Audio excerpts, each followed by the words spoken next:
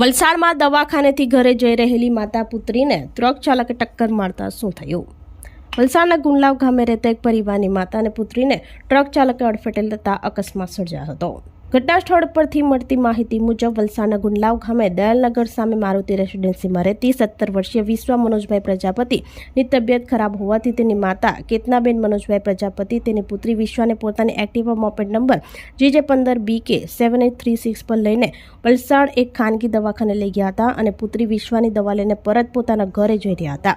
તે દરમિયાન ગુંડલાવ ચોકડી નજીક પહોંચતા બાજુની સાઈડ ઉપર ચાલી રહેલ ટ્રક નંબર GJ21V 5456 ના ચાલકે અચાનક ટર્ન મારતા માતા અને પુત્રીને ટ્રકની અડફેટે આવી ગયા હતા, જેમાં મોપેડ ચાલક કેતનાબેનને માથાના ભાગે ઈજા પહોંચી હતી, જ્યારે તેમની પુત્રી વિશ્વા ટ્રકના ટાયર નીચે આવી જતા ગંભીર ઈજા પહોંચતા ઘટના સ્થળે જ મોત નીપજ્યું હતું.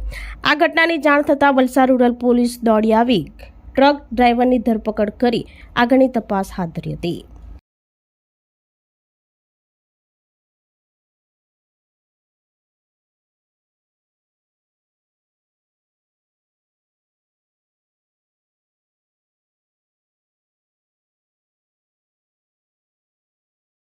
આપણી સંકલ્પ ન્યૂઝ ચેનલને સબસ્ક્રાઇબ અને લાઇક કરો, બેલ આઇકન દબાવો જેથી આવનાર ન્યૂઝ અપડેટ્સની નોટિફિકેશન આપના મોબાઈલ પર સૌથી પહેલા પહોંચે.